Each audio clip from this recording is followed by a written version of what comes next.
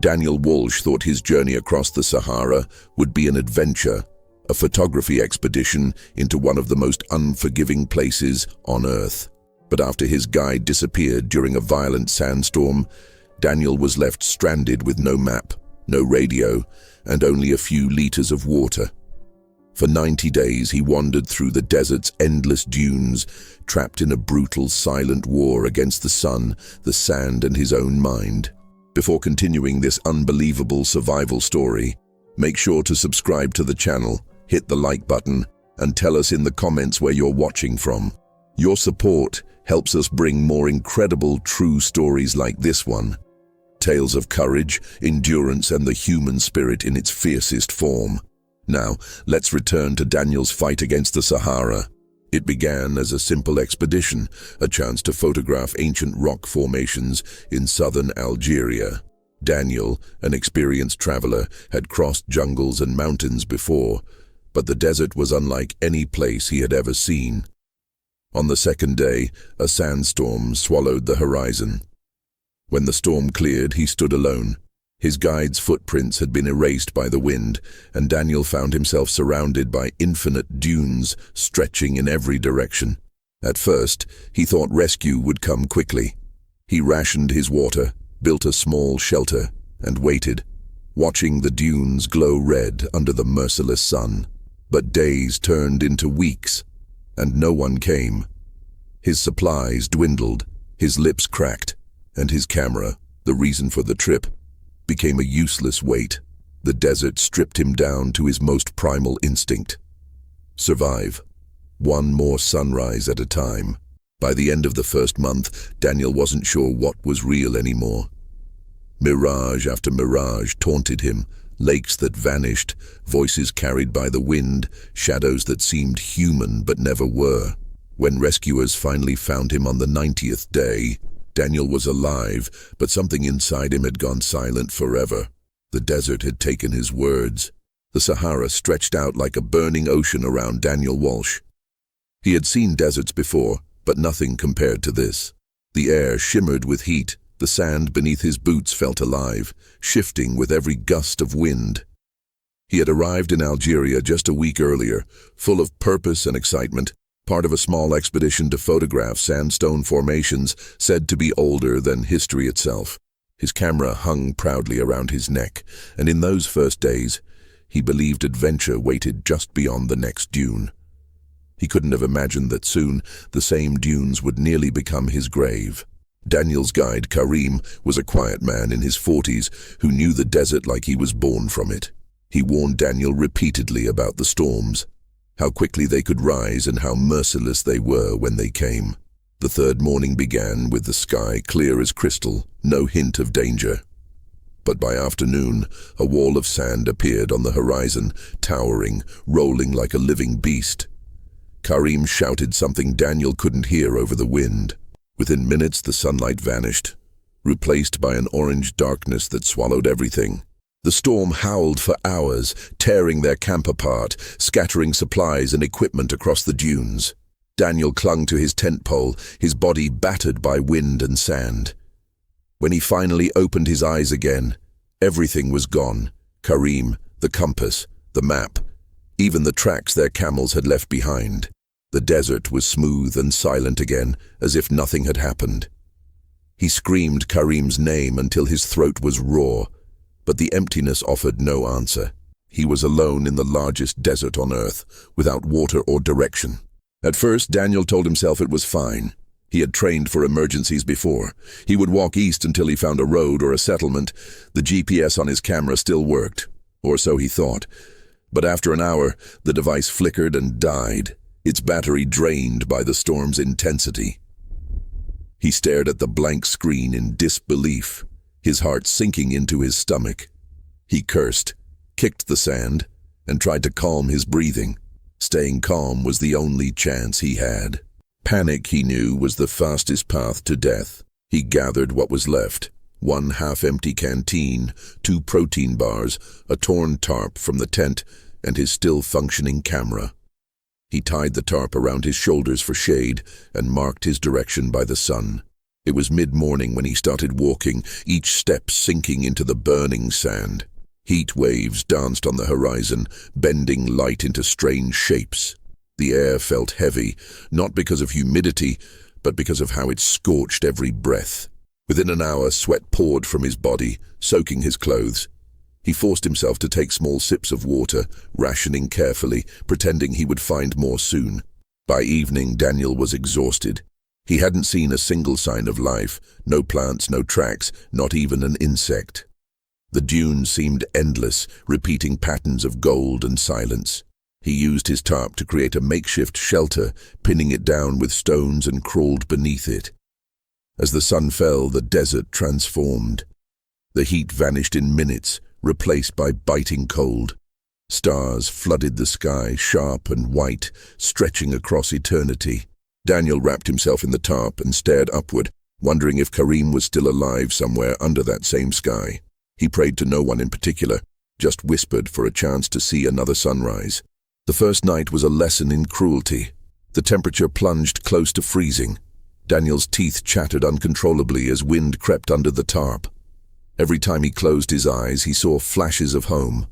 His apartment in London, the city lights reflected on wet streets, his mother's voice telling him to stay safe. He wanted to believe someone would come looking for him, that his disappearance wouldn't go unnoticed. But the Sahara was vast, and he knew the truth. A single man could vanish here without leaving a trace, swallowed whole by the shifting sands. When dawn came, Daniel felt like he had aged years overnight. His lips were cracked, his eyes bloodshot, his body sore from lying on hard ground.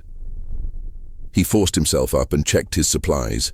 Half his water was gone, though he'd barely drunk any. The canteen must have leaked during the night. He stared at the damp sand near his pack and nearly screamed in frustration. Still, he started walking again, driven by stubborn will rather than hope. He picked a dune, aimed for it, climbed to the top, and saw nothing. Just more dunes stretching forever, an infinite labyrinth of golden waves. By the third day, the dehydration began to take hold. His tongue felt thick, his movements sluggish, his thoughts fuzzy. He found himself talking out loud just to hear a voice, answering questions no one had asked. Sometimes he thought he saw Karim walking ahead of him, waving him forward. Each time he stumbled faster, calling out, only to find empty sand where the mirage had been. The desert was starting to play tricks on his mind. The silence wasn't just outside him anymore, it was seeping in, replacing thought with numbness. On the fourth morning, Daniel decided to climb the highest dune he could see, believing, hoping, that something had to exist beyond its crest. He dragged himself upward on hands and knees, sand spilling under every movement. His vision blurred, his heart pounding painfully. When he reached the top, what spread before him wasn't salvation. It was eternity. Dunes upon dunes, glowing under the merciless sun, mocking his struggle. He dropped to his knees, the weight of reality crashing down on him. The Sahara had no mercy, no kindness, no end. For the first time, Daniel truly understood that the desert didn't want him to live. By the fifth day, Daniel's steps had become automatic, a fragile rhythm of motion and desperation. The Sahara had stripped him of all illusions of control. There was no plan anymore, only survival.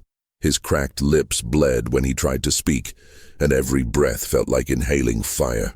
The water was gone, his muscles screamed for rest, and his mind began to splinter under the relentless repetition of sand, sky, and silence.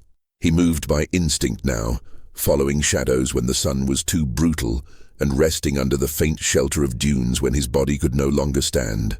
As the hours passed, mirages began to dominate his vision. Entire lakes shimmered before him, blue and inviting, surrounded by palm trees that seemed to sway in the distance. Daniel would stumble toward them, heart hammering with hope, only to watch them dissolve back into heat. Each deception seemed crueler than the last. He started speaking to them, to the illusions, begging them not to disappear. Sometimes he'd laugh hysterically when they did. The desert wasn't just testing his strength, it was consuming his sanity grain by grain. On the seventh day, Daniel discovered something new. Tracks in the sand. Animal prints, faint but distinct. They gave him purpose again, something to chase. He followed them for miles, believing they might lead to water or perhaps a nomadic camp. But by sunset, the tracks faded, swallowed by the shifting dunes. That night, Daniel lay awake under the cold stars, whispering to himself not to sleep. He feared that if he closed his eyes, the desert would take him quietly, and no one would ever know he'd existed. The next morning, clouds appeared for the first time since the storm. Dark, distant, promising rain. Daniel stared at them for hours, willing them to come closer. His prayers went unanswered. The wind shifted, carrying the clouds away, yet the sight of them rekindled something inside him. Defiance. He tore a strip from his tarp, tied it around his head to protect from the blazing glare, and started walking northeast, toward what he believed might be the direction of the Tamanrasset route. He wasn't sure if it was hope guiding him or madness, but he walked anyway. By the end of the second week, Daniel's body was barely functioning. His skin peeled in sheets, his eyes were swollen from sun exposure, and his movements had slowed to a crawl. He had long since stopped counting days properly. Time was meaningless. Hunger gnawed at him constantly. In a moment of desperate clarity, he caught a small lizard hiding near the base of a dune.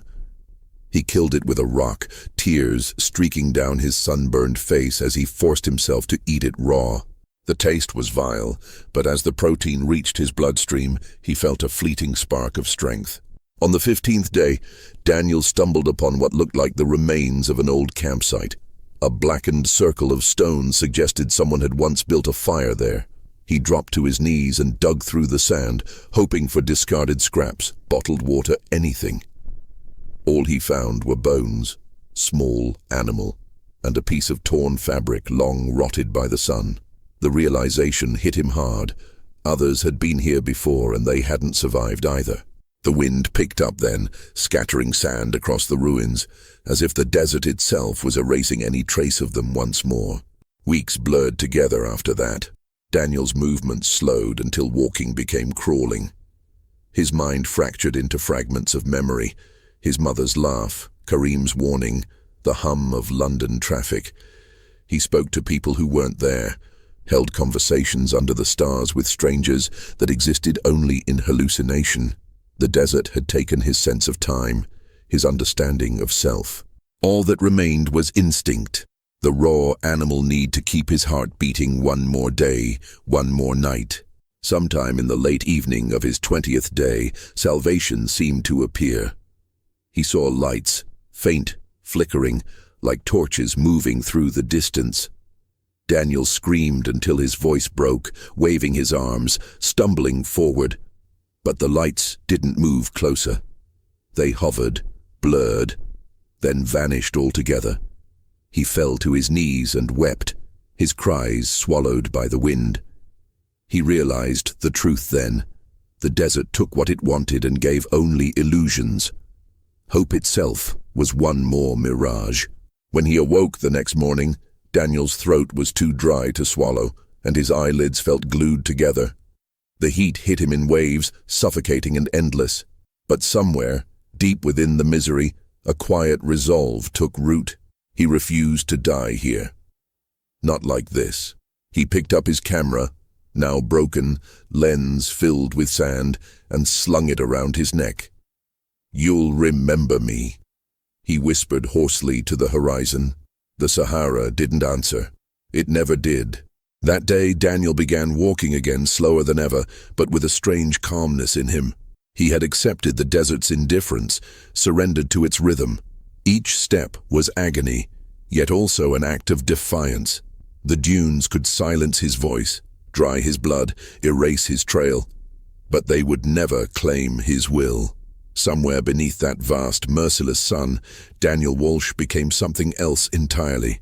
Not a man lost in the desert, but a spirit refusing to surrender to it. By the 25th day, Daniel Walsh had become a ghost, wandering through light and sand. His body moved, but his mind drifted somewhere between dreams and delirium. The Sahara no longer looked like a desert. It looked like a living creature, breathing around him, whispering with every gust of wind. His skin was cracked and peeling, his nails blackened from sunburn and grit. Every inch of his body ached, but he had stopped feeling pain the way normal people did. It had become background noise, part of the desert's rhythm, like the hiss of shifting dunes. Water was no longer a need but a fantasy. His canteen had been empty for more than a week, yet his body refused to die. He survived by licking condensation from his tarp after cold nights, by chewing on tiny pieces of leather from his bag just to trick his throat into thinking he was swallowing. The human body, he realized, was more resilient than he'd ever believed. But the mind was fragile. Each sunset brought beautiful colors that should have stirred wonder in a photographer's heart. But Daniel no longer saw their beauty. They were reminders of how endless the desert really was. One evening, as he rested beneath a crescent dune, Daniel saw movement in the distance. Figures, 5 or 6 of them, marching in single file across the sand. At first, relief flooded his chest. People, someone who could save him. He rose to his feet, stumbling forward, waving his torn tarp above his head. The figures kept moving, not toward him, not away, just gliding silently like shadows. When he screamed, they turned. Every one of them had his face. His own eyes stared back at him from the distance before the wind rose, blurring them into nothing. Daniel dropped to his knees, trembling, laughing until tears mixed with sand on his cheeks. The desert wasn't trying to kill him anymore. It was trying to make him part of itself. By the 30th day, Daniel found the remnants of a crashed vehicle, half buried in sand, its metal frame corroded by decades of sun. It looked like an old Land Rover, maybe from the 1970s, relic of another lost traveler who never made it out. Inside, he found what looked like a can of food, so rusted that its label was gone. He struck it against a rock until it opened, revealing something gray and dried. He ate it anyway, desperate for sustenance. The taste was metallic, foul, but it stayed down. A miracle, or maybe poison. He didn't care. Survival didn't feel like victory anymore, only obligation. The nights grew colder as he moved deeper into unknown dunes. Temperatures dropped close to freezing, and Daniel's thin tarp offered almost no warmth. He began talking to the desert constantly, as if it were listening. He spoke to Karim, to the mirages, even to the wind. "You want me to stop, don't you?" he said one night. "You want me to lie down." The wind answered with a soft howl that almost sounded like laughter. Daniel laughed back, not from humor, but because the sound of his own voice reassured him he still existed. By the 40th day, Daniel's memories started to blend with hallucinations. He saw his childhood home half buried in the dune, complete with his father sitting on the porch, holding a glass of lemonade. "Come inside, Danny," his father said, his smile kind. Daniel walked toward him until his knees gave way, and he collapsed face first into the sand. When he woke, there was nothing but footprints leading from nowhere to nowhere. He followed them for hours, his own footprints. The desert had turned him into his own rescuer and prisoner all at once. Time stopped mattering somewhere between the 40th and 50th day. His beard grew long and coarse, his cheeks sunken. Daniel had lost the instinct to measure hunger, thirst, or exhaustion. Each sunrise was just another battle won by the reflex of being alive. Yet something within him was shifting. A strange calm, almost spiritual.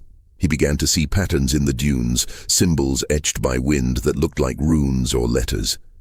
The Sahara, in his fading mind, wasn't empty anymore. It was ancient, alive, and watching him. He started to feel chosen, not cursed. On the 55th day, Daniel woke to the sound of water. Not imagined, but real. A faint trickle somewhere nearby. He crawled, not walked, following the sound until he reached a shallow depression in the sand where moisture had gathered from condensation. It was barely enough to wet his tongue, but it was real. That single sip of muddy water reignited a spark in him. He stood, wiped the dust from his face and laughed, a hoarse, broken laugh that echoed across the desert. "You're not done with me yet," he whispered to the dunes. That night, For the first time in a long while, Daniel felt something close to peace. The stars were unnaturally bright, and the wind had calmed to a whisper. He pulled the tarp tighter around himself and stared at the Milky Way stretching across the sky. He realized then that he wasn't afraid anymore. Not of death, not of madness, not of the desert. Fear had burned away, leaving only silence. But deep inside that silence, the seeds of something darker began to grow. A quiet realization that even if rescue came, the man he had been was already gone. The desert had claimed something that no one could ever return. By the 60th day, Daniel Walsh no longer understood what it meant to be human. His skin was blistered like parchment, every motion slow and deliberate, as if the air itself had thickened around him. His voice had faded to a whisper, his throat raw from days of silence and sand. He hadn't seen another footprint in weeks. The desert had consumed everything: sound, direction, memory. But it had also given him something in return: stillness, an eerie, tranquil acceptance that life and death no longer mattered. Only movement did, so he moved. He walked through landscapes that looked more alien than earthly. Dunes rising like waves frozen in time, monoliths of stone standing against the wind like ancient guardians. His photographer's mind, though dulled by exhaustion, couldn't help but marvel at the eerie beauty around him. He began taking photos again, though there was no battery left in his camera. He pointed it at horizons that shimmered with mirages, at his own shadow stretched thin across the gold, clicking a dead shutter because pressing that button reminded him of purpose. Each imaginary photograph was proof he still existed, even if the desert was the only witness. The hallucinations became constant companions now. Karim walked beside him often, speaking softly in Arabic. Daniel couldn't fully understand. Sometimes his mother appeared, offering him a glass of water he could never reach. Once, he saw an entire city ahead, towers of glass glittering under the heat, and it took him nearly a day of walking to accept it wasn't real. The Sahara was erasing the line between life and illusion, and Daniel no longer resisted. He started talking to the ghosts, asking them questions, thanking them when he stumbled across small blessings, a patch of shade, a breeze, or a tiny beetle crawling beside him. On the 65th day, a sandstorm arrived unlike any he had faced before. It came with no warning, rising from the horizon in a roar that sounded like thunder. Daniel ran, though run was generous. His legs barely obeyed him. The wind slammed into him with the force of an explosion, sand slicing at his skin like 1,000 tiny blades. He dropped to his knees, using his tarp to shield his face, but the air itself seemed to solidify with swirling grit. It lasted for hours. Every second felt eternal. He wondered if he would simply vanish beneath the sand, buried alive in a dune that would shift and forget him by morning. When the storm finally passed, Daniel was half buried and shaking. He dug himself out, coughing violently, his throat filled with dust. The world was unrecognizable. The dunes had changed shape, the landmarks erased, and his footprints swallowed. He had no sense of direction anymore.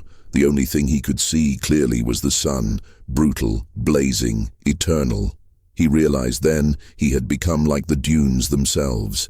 Nameless, shifting, transient. For the first time he spoke aloud, his voice rasping like dry paper. "You win," he told the Sahara, "but you don't get to forget me." That night, lightning flashed far in the distance. Daniel stumbled toward it, believing that where there was lightning, there might be rain. He walked until dawn, his legs trembling, his vision dark at the edges. When he finally collapsed, he found not a storm, but a stretch of hard, dark soil, the first in months of pure sand. It wasn't rain that had shaped it. It was ancient salt flats, leftovers of a lake that had died long before him. The sight both broke and renewed him. He pressed his cracked lips to the white crust and tasted only bitterness, but in that moment, even bitterness meant life. By the 70th day, Daniel had forgotten what his own voice sounded like. He spoke less and less, his thoughts turning inward, The desert's silence became addictive, heavy but strangely comforting. Without the noise of language, time, or memory, everything felt simpler. He existed in pure survival. He stopped counting days, stopped thinking about rescue. Death was no longer an enemy but a patient companion following him through the dunes. And yet he couldn't stop walking. Each sunrise called him forward like a promise only the desert could make. On the 75th day, Daniel awoke to find a thin palm tree on the horizon. It looked impossible, too green, too alive, but as he approached, it didn't dissolve. Beneath it, a patch of dry ground concealed an old desert well, half filled with sand but still damp at the bottom. He fell to his knees, scraping with his hands, digging desperately until he reached moisture. The water was murky, nearly undrinkable, but it was real. He drank until his body shook with both pain and relief. That well became his sanctuary. He stayed there for days, talking to the tree like an old friend. For the first time in months, Daniel stopped wandering.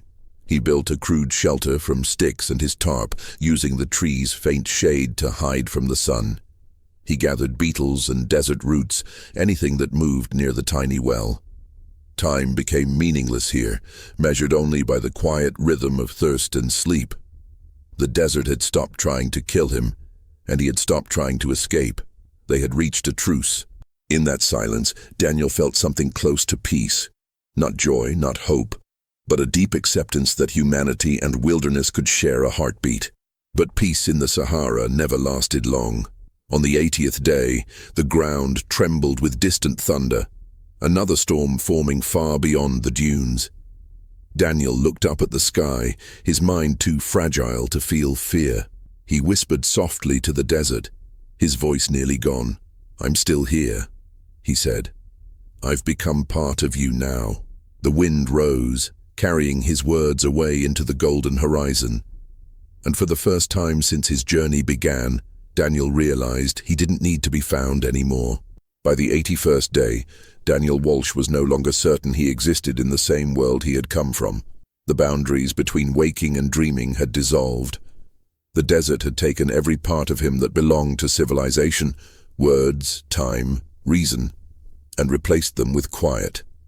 His reflection, once visible in the small pools of water he dug near the well, had changed. His eyes looked sunken, the color of ash. His beard was thick, his body gaunt, yet his movements were slow and almost deliberate. He wasn't surviving anymore, he was enduring, existing in rhythm with the sand that moved around him. He spent his mornings listening to the wind, which seemed to speak in half-formed words. Some days it whispered in English, some days in Arabic, and sometimes it simply hummed, a sound that felt alive. Daniel began to answer it, at first out loud, later only in his head, using thoughts instead of voice. "You wanted me gone," he would tell the wind, "but here I am." He had shed every piece of humanity that required meaning. Hunger and thirst no longer compelled him. He ate because his body demanded it. He drank because the sun required it. Every choice now belonged to the desert, and he accepted that fully. Around the 83rd day, he saw something that almost broke him again, a caravan. Real tall figures with camels and supplies, shimmering in the distance against the glare. He stared at them for hours, unsure if they existed. His heart fought between hope and fear, between the desire to live and the terror of leaving the silence he had grown addicted to. He rose and tried to shout, but no words came. His throat had long since dried into quiet ruin. He waved his arms, stumbling forward, but his body refused to obey his mind completely. The figures shifted, wavered, and continued away from him, swallowed by the mirage. That night, Daniel dreamt he was walking through London again. The streets were covered in golden sand. The buildings stood half buried, windows glinting in desert sunlight. People moved past him with hollow eyes, their mouths open, but soundless. When he tried to speak to them, no voice came out. He woke, gasping, to find his mouth full of sand, an uncanny echo of his dream. He realized then the truth. Even if he made it out alive, there would always be a part of him still lost here, unable to speak ever again. The silence had infected him more deeply than any wound. By the 85th day, Daniel's sense of identity evaporated completely. He no longer thought of himself as Daniel Walsh, the photographer from London. Those names meant nothing here. He was simply the man of the desert. The memories that once defined him, his mother's laugh, the sound of rain on glass, the smell of coffee, faded like old photographs left in the sun. In their place came new memories made of heat and silence, the hiss of dunes shifting at night, the sting of sand against his face, the cold kiss of stars above. He wasn't afraid anymore. Fear required language, and language was gone. One morning he saw birds in the sky, real ones this time. They circled lazily, moving south.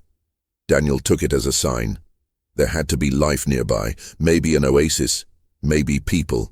The instinct to follow returned, faint but persistent. He packed what little remained. His camera, a strip of tarp, a small shell he found near the well that he kept for reasons he couldn't name. Then he began walking again, slower than ever, but with a quiet determination that felt almost divine. The desert had shaped him, but now it was releasing him. Each step felt like farewell. As he walked, he began to notice things he hadn't before. The patterns in the sand forming delicate spirals, the reflective shimmer of minerals beneath sunlight, the way the wind carried distant voices that might have been echoes of the early world. Everything around him felt alive, pulsing with an intelligence he couldn't describe. The Sahara, the monster that once tried to destroy him, now felt like a mother, harsh but nurturing in her own terrible way. He whispered her name without sound, feeling gratitude rise inside his broken chest. By the 89th day, Daniel's journey came full circle. The horizon shimmered with green, faint shapes that refused to vanish. Acacia trees. For hours he stared, expecting them to fade like every other mirage, but they held their shape. Behind them glimmered white tents, real ones, part of a scientific expedition camp. With the last strength he had, Daniel stumbled forward, his legs trembling violently. His vision blurred, his heart pounded. He tried to call out, but no sound came. Only dry air escaped his lips. The words were gone completely. He fell to his knees and crawled the last few meters before collapsing on the edge of the camp. Voices shouted in French and Arabic, people rushing toward him. Two men knelt beside him, water bottles in hand, speaking to him, asking questions he couldn't answer. Daniel looked into their faces and tried to explain. About the storm, about Karim, about the 90 days. But no voice came. He stared at their mouths, moving, but the desert's silence roared louder inside him than their words. He wasn't afraid. The moment they lifted him onto a stretcher, he closed his eyes. When rescuers finally flew Daniel to the hospital in Tamanrasset, he was unrecognizable. Doctors said his body was dehydrated beyond medical reason, yet his heart was steady. He could see, he could move, he could hear, but he could not speak. Not a physical injury, they said, but something deeper. Psychogenic mutism caused by extreme trauma and isolation. They asked what he saw out there, what kept him alive for 90 days. Daniel would only stare out the window toward the dunes beyond the city, his eyes calm, unreadable. The desert had given him silence, and he chose to keep it. Weeks passed before Daniel Walsh began to resemble something like the man who had entered the desert. But resemblance was an illusion. On the outside, his body recovered slowly. His skin peeled and renewed, his muscles regained shape, and his hair was trimmed by gentle, careful hands. Yet within, the silence stayed. Doctors, journalists, and psychologists visited him in turns, fascinated by the story that had spread across the world. The man who survived 90 days in the Sahara. They asked questions, offered notebooks, therapy, even hypnotism, anything to coax him to speak. But Daniel said nothing. His silence was not refusal. It was conviction. He spent hours by the hospital window, watching the desert beyond the horizon. The dunes glowed gold at sunset, fading into purple darkness as the stars appeared. To everyone else, it was emptiness. To Daniel, It was home. The staff learned to leave him undisturbed when the desert wind rolled through Tamanrasset's streets. On those evenings, he would open the window slightly, letting the hot air brush his face. Sometimes he smiled, the faint smile of a man who shared a secret too vast for words. The Sahara had taken his voice, but in return, it had given him understanding. Some gifts cannot be spoken, only carried. When the time came for him to leave, the doctors gave him back the few possessions recovered from the site: his camera, the torn tarp, and the small shell he had carried all those final days. The camera, miraculously intact, still held a single photograph on its memory card. An image of endless dunes beneath a sky blinding with light, a lone shadow walking into the horizon. The timestamp read, Day 32. No one could explain how it was taken, as the battery should have long been dead. Daniel simply looked at the photo and traced the outline of the shadow with his finger, recognition glinting in his gaze. He returned briefly to London, a city that now felt foreign and loud. Friends gathered to welcome him, journalists camped outside his flat, publishers offering fortunes for his story. But Daniel could not give them what they wanted. Every question, how did you survive? What did you see? How did you lose your voice? Met the same peaceful silence. Instead, he took long walks by the river where he watched the sunlight dance on the water's surface and imagined the shimmer of sand in its place. Civilization felt heavy, choked by noise and time. He missed the heartbeat of the desert, slow, eternal, unbroken. Months later, Daniel disappeared quietly. His landlord found his apartment empty, his belongings neatly packed except for the camera and a single note left on the table. Some places call you back. No one heard from him again. Rumors spread. Sightings in southern Morocco, a traveler passing through Niger barefoot, another joining Tuareg nomads deep in the desert. None were confirmed. Yet every few years, explorers crossing the central Sahara would report seeing a lone man at sunset, walking steadily through the dunes, barefoot and calm, his eyes fixed on the glowing horizon. And so the legend of Daniel Walsh grew, the man who entered the Sahara and never truly left it.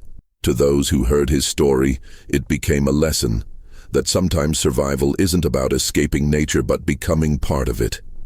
That silence can carry truths too vast for language. Somewhere beneath the endless expanse of the desert, where the wind hums like memory, Daniel's footsteps still echo faintly against the sand, a living heartbeat folded into the oldest silence on earth.